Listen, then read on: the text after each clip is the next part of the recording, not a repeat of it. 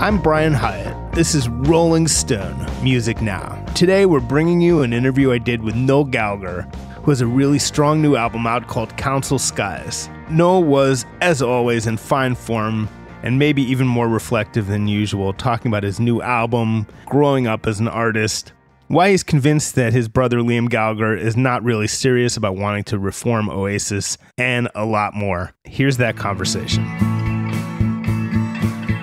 I see you're already playing some of the new stuff. How's that going down in the first two shows? Oh, terrible. Yeah, I'm starting off with 5 new ones, which people should have bought the fucking album then, shouldn't they? So they're going to stand there with their mouths open thinking, what the fuck is this? I should advise them to go to their preferred streaming service. I'm really enjoying this album, unlike your crowds. Mojo said it's your best post-Oasis work, and I might be inclined to agree. Do you agree, though? I'd say song for song, yeah. I mean, there are great songs on the previous 3 albums. And the first one, yeah, they've all got their merits. But I guess this one, song for song, is the best, I think, anyway. A song called Easy Now. So you up and down the lane, but I don't know your name. All the places On this album that everyone has been focusing on. There's a bunch of great ones, but everyone keeps fixating on that one. People say it has an Oasis vibe. I also hear Pink Floyd in there. Real epic song. But something you said while talking about that song struck me, and it struck me that you might be falling into the same sort of mental trap that maybe Paul McCartney fell into after the Beatles, which is that after Oasis, when you write something that feels like Oasis, you shy away from it. And I know that Paul said the same thing for years. If something sounded like the Beatles, he'd jump away from it. Do you think you're doing yourself a disservice by shying away from that? Not really, because I've only persevered with this song because it was so good. All the rest of them that I've shied away from, I've not been. As soon as I hit a chorus, I just go, nah, it doesn't. There's no point in me putting it out and then a load of people going, it just sounds like a shit Oasis. I know it does. However, when I was writing this song and I got to the chorus, I was like, but fucking hell, actually, this one's pretty good. Yeah, but it's not. During the period of writing this album, I wrote a lot of material, and there is a lot of material coming down the line that's very heavily guitar based. So I guess people will say it's Oasis-y, but we're not there with it yet. But I only shy away from it if the songs don't stand up. Do you know what I mean? In this case of McCartney, if he's writing a song and it starts to sound like We Can Work It Out, are you gonna fucking beat that anyway? How are you going to beat that? So you've done it. He's done it. So I understand where he's coming from when that is the case, and when you can't really afford to think about what other people might think of it. Well, you know, if you're writing it and then you think, but other people might like it, so I'll persevere with it. That's not what it is, I'm afraid. I guess the counter argument would be something like Band on the Run could be a Beatles album, and it's one of people's favorite Paul albums. Paul McCartney is the sound of the Beatles. So if he's writing a song, it's going to have echoes of that. I guess as a songwriter, it'd be an instinctive thing. Instinct drew me to finish off Easy Now, and I was right. I seen it to the end, and it was right. And what I heard in my head when I was writing it, I got out of the speakers, and I was proved right. In the past, instinct has led me to stop writing those kind of songs. You'll know if I was right or wrong. I'm in charge of this kind of thing, not everyone else. This was an album that you wrote in lockdown during the pandemic. And you said the other thing that happened in the pandemic, you have had a marriage split up. There's a history of great divorce albums. Is this in some way one of those? 1 or 2 songs. I wouldn't say the entire album is like that, but I wouldn't go as far as to describe it or pigeonhole it as that. But certainly Dead to the World. I don't know where I've been, and if you say so. I'll think of a number. I was talking to the shadows on the wall outside. Directly about that, yeah. The song Council Skies, and I know the whole album isn't about growing up in Council Flats, but that song is. Can't you fall in style and we might drink a better day? Hiding what we found. How do you look back at that now, especially as someone who became rich? It gave me a really strong work ethic, and it gave me the sense that if I want anything doing, or if I want anything out of life, I should go and get it for myself, not rely on other people. But it makes you who you are. I don't really take what I do for granted. Do you know what I mean? I could, each time I get to the end of a cycle, I'm like, will I ever write another song? And I just keep going for the fear of losing it. But I just think it was meant to be. I just think that's the story of my life. I wouldn't go as far as to say that I think that life from the day you were born is preordained, but I do believe that there's a path that the way that you are as a person will set you upon a path, and then you're presented with some life-changing choices along the way, and you either make the right ones or the wrong ones. But I just think I think it was meant to be. I can't think anything other than that, because I've never really tried to manipulate where I was going. I write songs, and wherever they take me is wherever I am. There are people for whom a dramatic change in circumstance like the one that you had when you were young, becoming rich and famous when that was so far from your upbringing. For some people, it's almost like a trauma. It's such a shock to the system to find yourself in a different place. I don't get the sense that maybe it was like that for you. It feels like an unadorned triumph for you, but I could be wrong. Yeah. No, I agree. The extreme version of the downside of fame would be Amy Winehouse. Yeah. Who was a lovely, happy-go-lucky, great songwriter. She was just great and cheeky and beautiful. And then she got famous. It killed her. I always took great comfort in knowing that I always had the work, and the work is what anchored me. I took more drugs than anybody else and all that kind of thing, and I always had the work ethic, and I always had the work to lean back on.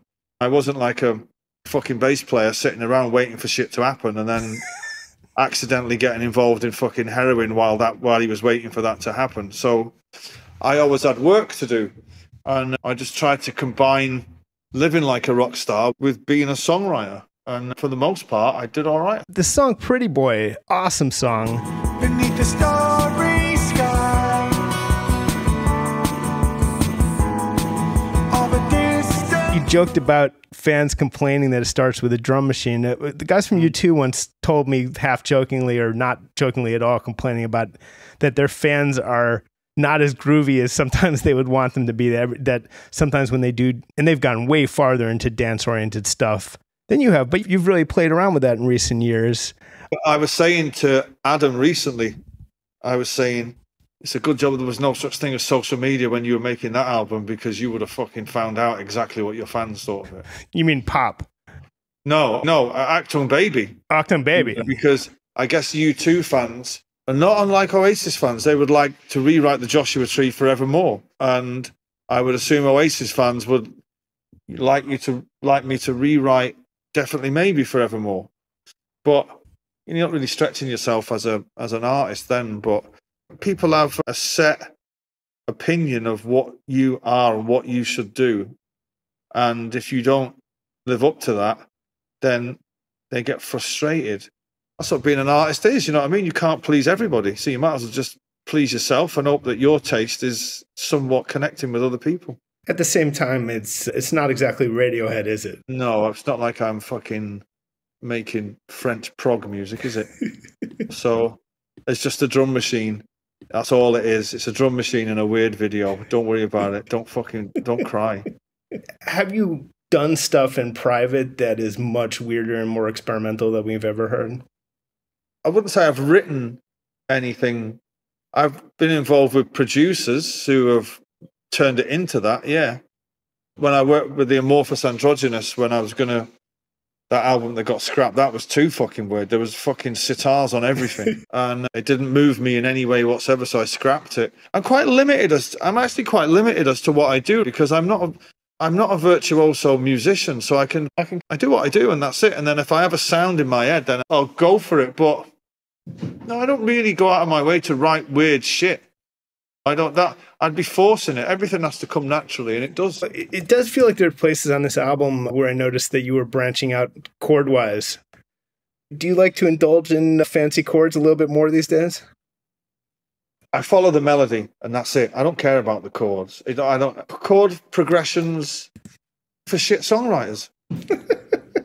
you talking about? If some guy was to walk up to me now with, "Oh, check these chords out," and I'd say, "Well, fucking sing something over the top of it," because that's what people are going to remember. Who gives a shit about how fucking cool the chords are?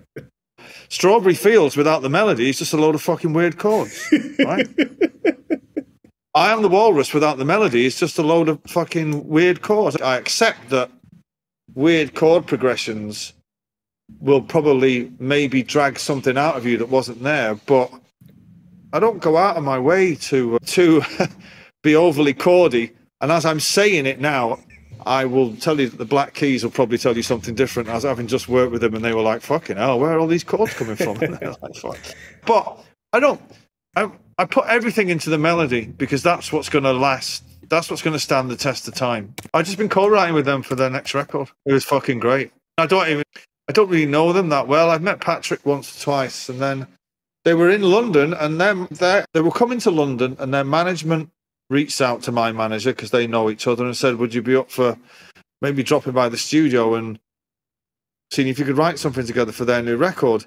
So we did a week in the studio in London and wrote 3 songs, and I've got to tell you, they're fucking amazing. They're really great. Yeah, they call you the chord lord, it turns out. Yeah, they disagree with you. Yeah. They disagree with you on the chords. Indeed. But it's not that if I am in weird chords, it's something that comes instinctively to me, and it's all to support the melody. So I haven't got like a dictaphone with a load of fucking minor chords on that don't make any sense that I'm just waiting to unleash on the world. That's not what I'm about at all. I had an obscure chord question for you, which is on Don't Look Back in Anger. When you get to the line, "Start a revolution from my bed," you play an F minor chord. You go to a minor chord in a place where there should be a major chord, which is a Beatles trick, and it's a Beatles reference. Is that a coincidence, or is that an absolutely brilliant little game you're playing with us? So I start a revolution from my bed, 'cause you said the brains I had. A guitar here. Let me see now. Which one are you talking about? Is it Don't Look Back in Anger. that chord? Yeah. That one. Yeah. I don't. Do you know what? I have no idea what that fucking chord is or why I did that day. Do not ask me. And I've not used it in a single song since. I've never used that thing since. But yeah, it is a classical thing, I believe.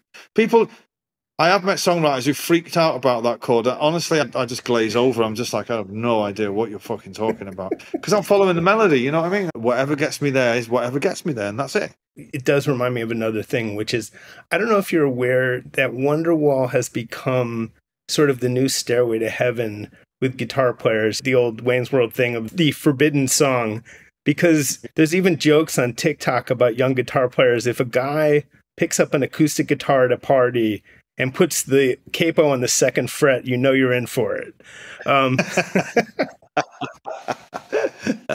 Well, bless them. Yeah. Yeah. It is literally the simplest fucking song that you can ever fucking wish to play on the guitar. Today is gonna be the day that they're gonna throw it back to you.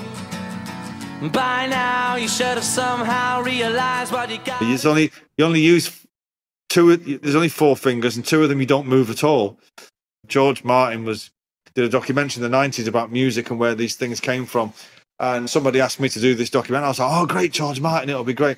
And he made me play Wonderwall in front of him and asked me to intellectually articulate what I was thinking. And honestly, it's the most embarrassed I've ever been as a fucking human being, because I was like, this guy, and I had to sit there and go, I just put my fingers there and then I put them there. And he was going, "Marvelous. Isn't it just marvelous?" And I was thinking, fucking hell, this guy sat in a room with fucking John Lennon when he was writing A Day in the Life. And I'm completely a fucking chancer. Do you know what I mean? But yeah, that song is just fucking crazy. Do you remember sitting somewhere and first putting your fingers in those spots and writing this song? I tell you what happened is, I'd never heard of a capo, as you call it. I call it a capo, right? So I'd never heard of a capo. It never dawned on me what one of these things were. And then my guitar tech at the time, he gave me one, and I was like, "What the fuck's this?" And he said, "Oh, you just stick it on the neck and you can play open chords anywhere." And honestly, that changed my life, because then I was like, "Oh fuck, fanning around with bar chords, and that's fucking." And I think I started it. I started that song in Scotland somewhere, and then I finished it off in the studio when I got to do Morning Glory.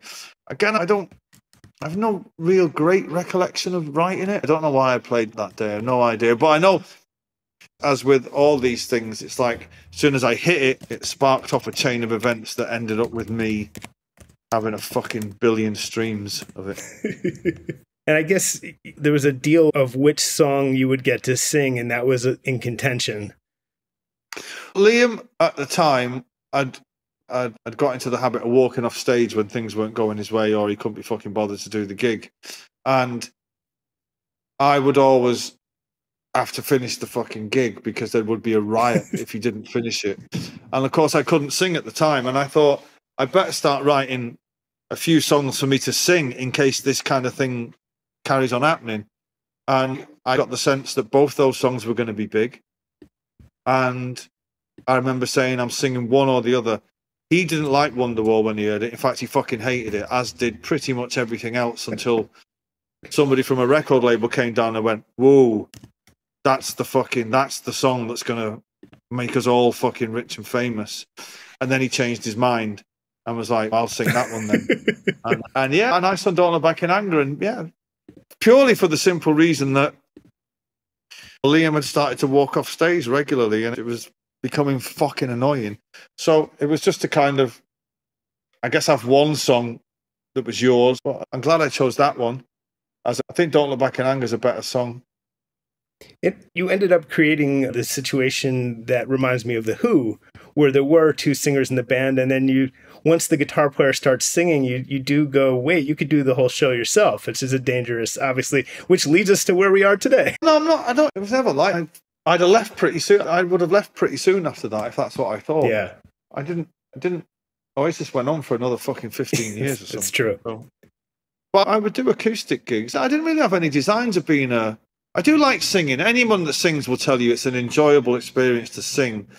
But to be, in inverted commas, a frontman is a whole nother fucking thing altogether that I still don't really quite understand. And I'm not really into it. But yeah, then if it did actually lead to this, then it fucking serves Liam right for being a fucking lazy cunt in the first place. One thing I realized listening to this album that I'd never put together before, it's a super obvious point, but something about hearing these melodies in your voice, suddenly I said, geez, Coldplay was more influenced by Noel's writing than I ever realized.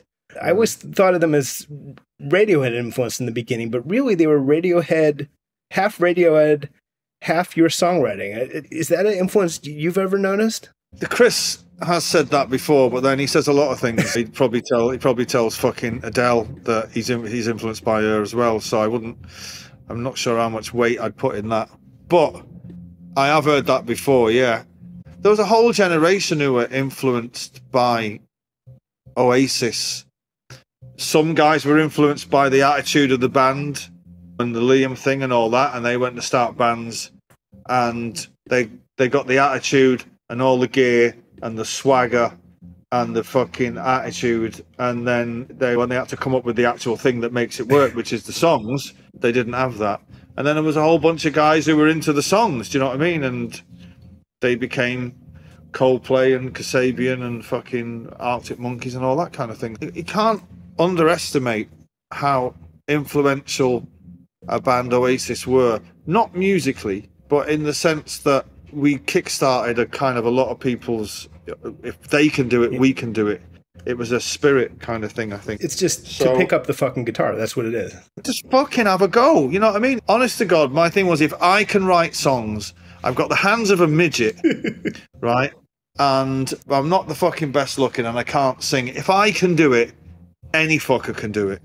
You've got to have Star Wars levels of self-belief and never say die attitude. Arctic Monkeys are probably, of the slightly younger generation, they're not so young anymore, probably one of the leading examples of a band following in your footsteps.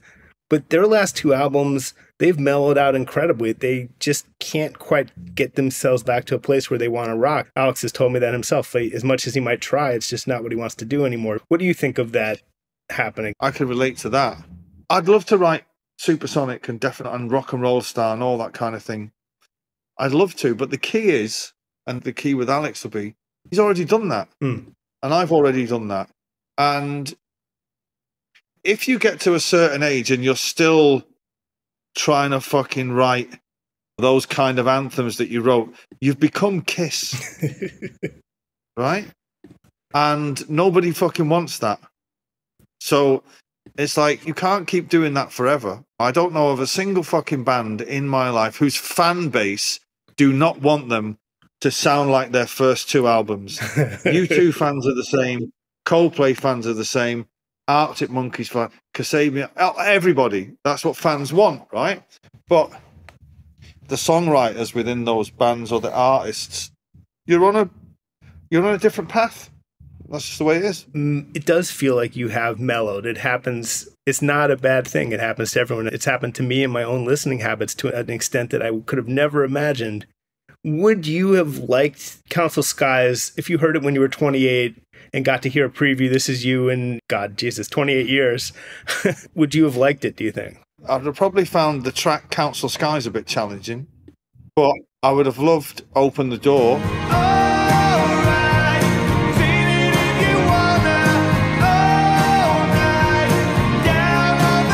I would have probably loved Love is a Rich Man. Love is a rich man. But no, a lot of it I wouldn't have been into because I was in a different place. I was into fucking plugging a Les Paul into a Marshall and everybody standing the fuck back and seeing what came out. But yeah, but I don't know. Paul McCartney is the greatest living songwriter in the world. In the world, right? This is the guy that wrote Helter Skelter, and I saw her standing there. And you end up where you end up. And I'm sure if he wanted to rewrite Birthday now and fucking saw her standing there and all those great rockers that he did, he still wouldn't be able to do it because he's not the guy. He's not a rocker anymore. So do you feel like you're not a rocker anymore? I'm not sure I ever was a rocker in the first place. I don't know. I'm 56. Hang on a minute. I'm 55? 56. I'm 56, right? Let me be 56. Yeah. Please. I'm not fucking 27 anymore. I don't want to be 20. I was 27 once and I fucking changed people's lives.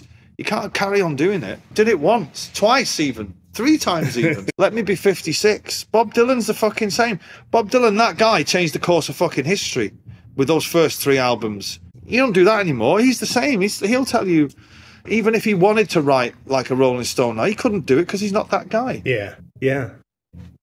Love is a Rich Man has one of my favorite rock beats. This is a classic beat that people use, and it always works. I guess there's the Stone Roses and the Sly and the Family Stone thing, and once the drums start, you're in. But it's okay. We're dancing.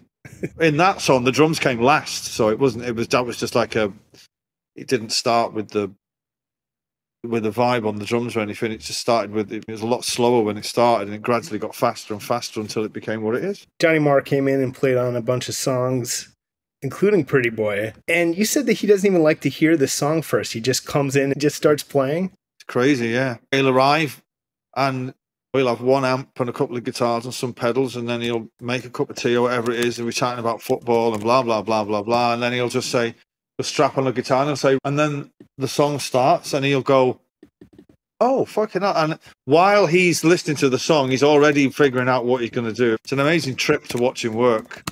He's just, I don't know, he's just got an innate... He's got a brilliant relationship with his guitar playing. He just knows. He's the GOAT. He's the fucking greatest of all time. He's the greatest I've ever seen. And yeah, when he plays on my stuff, it's very understated, and he knows he's not showing off. You know what I mean? He's not a show-off guitarist. He's backing the song up, and he's an amazing dude. Have you ever met him? Have you ever interviewed him? Yeah, I interviewed him. Yeah, he's great. He's great. Yeah. I asked him why the Smiths broke up. And all these years later, none of those guys can answer that. Weirdest thing on earth. Most bands, at least you really know why they broke up. I remember asking Johnny, literally one of the first things I ever said to him was like, what happened there then? And the answer that I got was so complicated that I'd actually forgotten what the question was in the first place. And I was like, I'm not even sure what he's fucking talking about now. I'm not speaking for him, but at least they went out at their peak. Did you ever see them live? Oh, fuck yeah. They're my favourite ever bands. They are, to me, they're up there with the Beatles, to me. They've got so many fucking great songs. Changed my life. I was not, you can't hear their influence in my music because Morrissey is one of the most literate people ever to write a song. Johnny is just a fucking wizard. So they never really influenced what I did, but I adore that band. I loved them. They were my life for the 5 years they were together. That would have been from like when you were 15 to 20, I think. 1983 to 1987, yeah. And the thing is, they split up at the right time, because if they'd have gone on and tried through acid house, like, they would have just become a parody, and people would have turned their back on them. So they split up just at the right time. I mean, you got to see them live. I never did. A bunch of people never did. Unfortunately, Andy Rourke just died, and now we know they can't get back together. Are people right to be sad about that, or should they just understand that those 5 years were all we're ever going to get?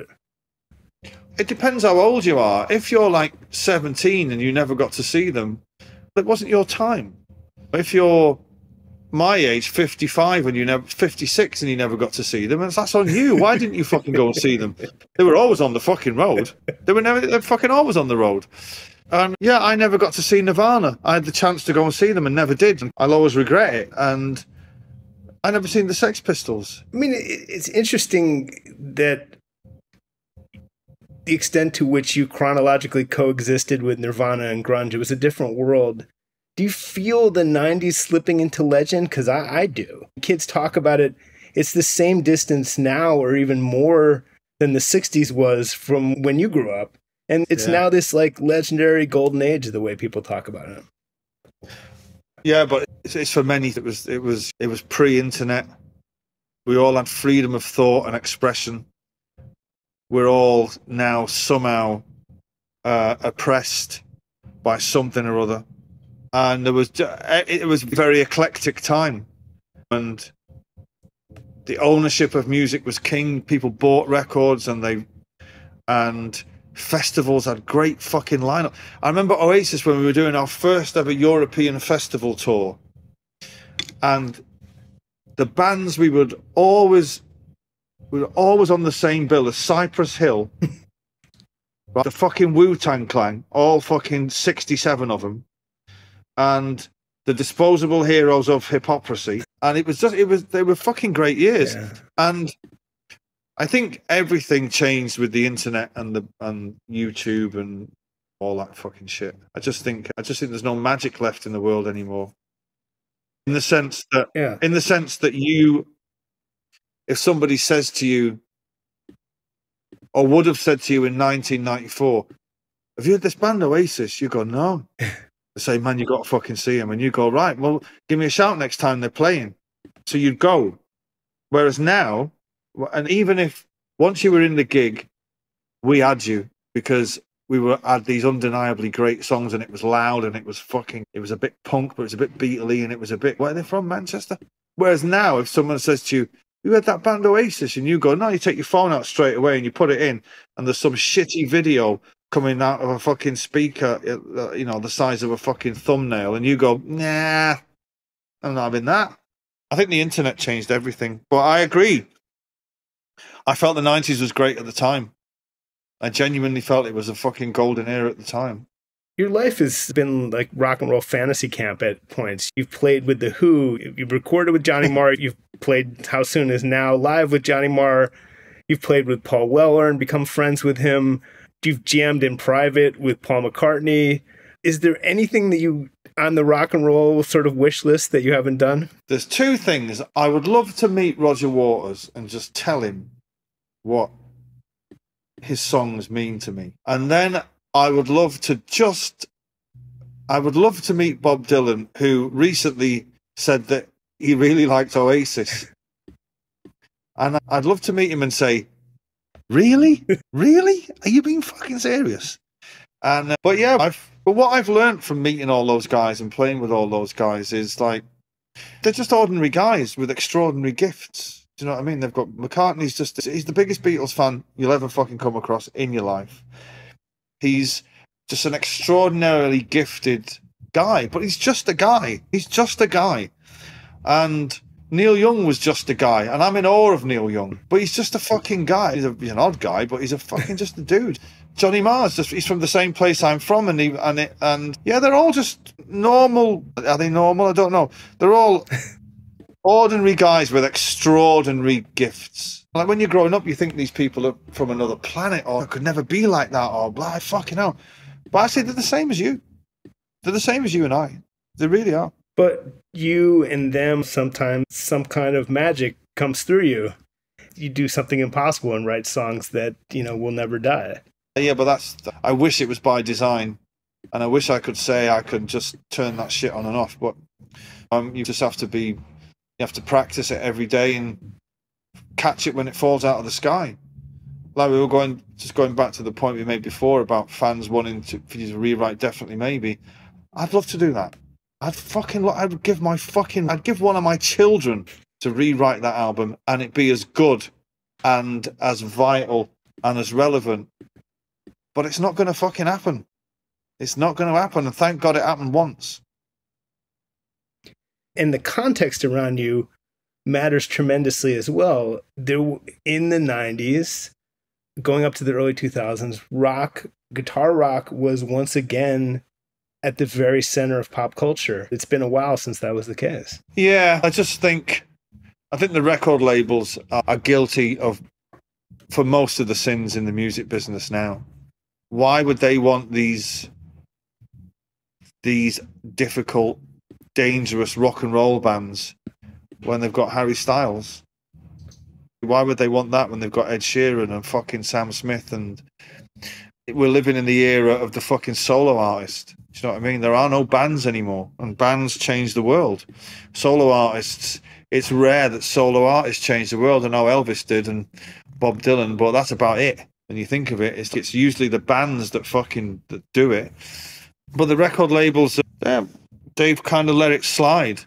And it's all about the music business is not the music business anymore. It's the fucking selling records business, and there's a difference. I would defend Harry and Ed in, first of all, that they are people playing, actually both of them from time to time, in the rock and roll tradition. They're just not bands per se. And I think you are on an important point there, that it's not just the sounds of rock itself, because you'll hear that in everyone from Olivia Rodrigo to Taylor Swift actually still do stuff that sounds like rock. But it is the rock band, and that's what you have to wonder. Okay, my point is this: is once you're hiring outside songwriters, you don't mean anything. When I was growing up, and then I found out that I'll tell you, I've never loved the Beach Boys ever. I don't know why. They've got about 6 or 7 great tunes, and then I was watching a documentary once, and I was like, hang on a minute. Who the fuck's this Van Dyke Parks? The fuck's that guy? Oh, he's a lyricist. What? Whoa. Hang on a minute. So Brian Jones didn't even write the lyrics? Wilson. Brian Wilson, sorry. Brian Wilson didn't even write the lyrics. No. And he's like, what the fuck? Why is he revered as a great songwriter? Get to fuck. It's like, I'm not having that. And Harry Styles and Ed Sheeran and all the rest of them, I'm sorry, once you employ outside people, they're solo artists. How can you be a solo artist if there's someone else writing the fucking songs for you? Well, ironically, Damon Albarn said the same thing.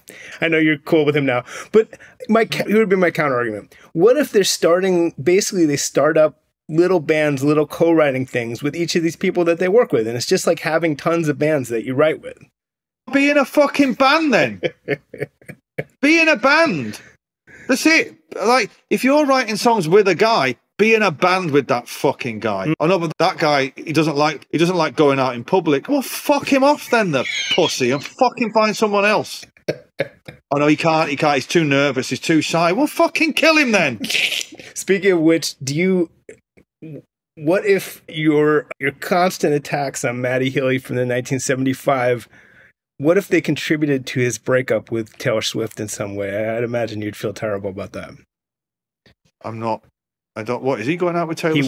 He was until like yesterday. Serves him right then, doesn't it? Taylor has obviously said, now look, keep your fucking nose out of that Gallagher business or we're fucking through. And he couldn't help it. And Swifty, God bless her, said, I can't deal with this shit because once he's done with you, he's going to come after me and I'm not fucking having it. I'm sorry, Matty. You got to go.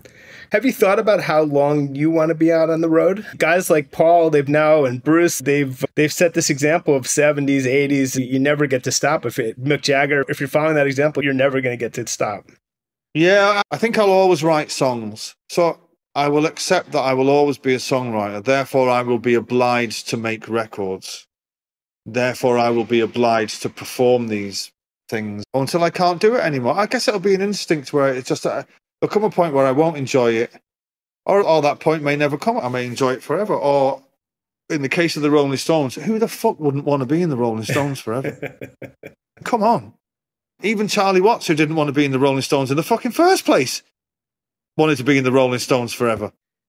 So I guess I'll do it as long as I can physically do it. I understand you're very sick. People are being almost rude and demanding that you reunite your old band, but this does, which I don't want to be, and I know you're sick of talking about it because it keeps coming up. You say that who wouldn't want to be in the Rolling Stones? Some people would say who wouldn't want to be in Oasis? And the answer obviously is you, I guess. I've accepted now that this is never going to go away, and I've put it out there that if Liam really wants to do it, he should fucking call me, and he hasn't called me, so I'm just assuming that he doesn't want it either. I know for a fact he doesn't want it either, but he likes to paint this picture of this little fucking guy who's sitting with his suitcase packed by the door, like the little fucking cat from fucking Shrek, the little fucking Spanish cat with his big fucking teary eyes. I'm going to do it now for you fans. I love you. It's like, well, fucking call me then. And he hasn't called me, and until he does, it's fucking going nowhere. But I'll say it for the 1 millionth fucking time. I am very happy doing what I'm doing at my own pace. I know it's not as commercially successful. I don't give a fuck about that. I wrote Wonderwall. I don't fucking care. Okay. And I wrote Don't Look Back in Anger in the same week, right? So I don't care. That commercial shit doesn't fucking bother me anymore. But if the other fellow wants to keep going on about it, then he should fucking call me. And then once he's called me, we'll take it from there. Yeah. After that, there's nothing more to say. The person in question, when I spoke to him a couple years ago, he's one of the people, and I'm one of them too, who think Be Here Now has taken a bad rap. That it actually has a lot of merits and has some great songs. Where are you currently with that album? Stand By Me has been in a big advert in the UK for about 3 years now. And once you hear it about 1 million fucking times a week, I've gotten back into that song. But the songs that, if I could have my time again, I would definitely have made those songs a little bit shorter. And I was out of control as a guy anyway. I wouldn't listen to anyone at the time. I wouldn't listen to anyone about anything because I was the biggest songwriter in the world, and fucking who the fuck are these people to tell me how to write songs? You know what I mean? So I wouldn't. If I had my time again, though, I'd probably give it a bit more of a considered thought. But I do like, do you know what I mean? And I've always liked My Big Mouth, and yeah, it's just a bit. Yeah, I think a lot of the lyrics are fucking dreadful. The cliche narrative is that a lot of that was cocaine. It was, yeah. A lot of cocaine and Kentucky and KFC, as I remember correctly. It just leads to a lot of drinking and eating junk food. So from 90 all the way through 97, I was a bit overweight. But fuck me, I had a great time. That's the main thing. You look good. Do you have a fitness routine, or is it just genetics? I'm in between houses at the minute because I'm living at hotels back in London, and I've not had a great couple of years. But yeah, ordinarily I'd have a gym in my house and I'd go there every day and symbolically do something. But I don't really. I think it's genetics. I've got to thank my mum for that. Once you're off the road, you got to buy a house and find your new life. Is that, are you looking forward to that? You might be dating and stuff. Are you ready for all that? I'm not sure about dating. Yeah, I'm not sure about that. I mean, the women that I meet are absolutely fucking insane. But I've got to buy. Yeah, I'm getting a new house, and then when this tour is done, which will be sometime in 24. Yeah, then I'll be back in London, and get into the routine of a new life, which I'm looking forward to. But it's been a turbulent few years, to say the least. But I'm old enough now to know that all things must pass, and eventually things will calm down, and I'll be back cruising again. And have you started to map out like the next decade and what you want to do? I wouldn't say decade, but I would definitely like to make. I'm definitely gonna, because in the lockdown I wrote about best part of 40 songs. Wow. So this album was a cross section of all the different styles that I'd done to that point, which is what I liked about the album. Pretty Boy was a bit like the electronic thing, and then there was the ballady thing, and then there was the 60s thing, and then there was like a bit of a jazz thing with Council Skies. So I picked the best things that brought me to this place so far. But there is an acoustic album as well, which is very stripped back, and which I started recording actually recently before I came away. And then there's a very heavily guitar-based stadium rock album. Why would you not put that one out first? I don't know. I don't know. I just felt that this was. I mean, I've been proved right anyway in this decision, because the album's been received amazingly well, and better than any album I've ever had so far. Yeah. So I've been proved right in that respect. But why didn't I go with that? I don't know. I guess because I didn't really know if stadium rock was going to be allowed anymore because of COVID and all that. Do you know what I mean? Yeah. It was like I didn't know if there was going to be a tour or any of that shit. It was just like things have changed drastically. But the guitar album, I'm looking forward to recording. But I think it's time I did an acoustic album, because I've got a lot of songs that are quite harrowing because they're obviously written in the time of breakup. So I want to get that out. I want to get that out of the way now, and then do a euphoric guitar record. So when you say acoustic, how stripped down are we talking about? No, it'll be dead in the water kind of thing, which I'm not sure. I'm gonna have to think long and hard about it, because what my fans and even I will go, oh, fucking on an acoustic album, but really, 4 songs like that in a row, come on, it get fucking boring. It get boring for me to listen to. So I'm gonna have to think of something. It'll be an acoustic album with a twist. It definitely will be acoustic. I don't think there'll be any electronic instruments on it. That'll be the rule. Well, no, I won't keep you. You have a show to play. A lot of fun. Thank you so much for doing this. Thank you very much.